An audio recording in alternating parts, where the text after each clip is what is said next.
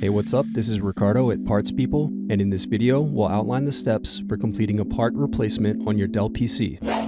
Visit our website and use this coupon for a 5% off discount.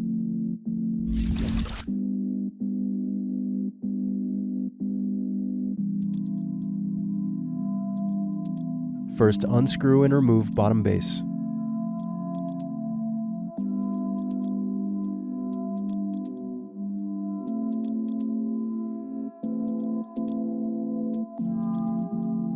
Now unscrew battery.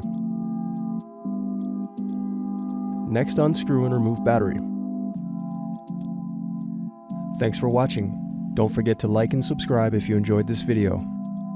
And if you need more, check out this playlist to watch other tutorials for your laptop. You can also click here to find parts for your laptop at partspeople.com.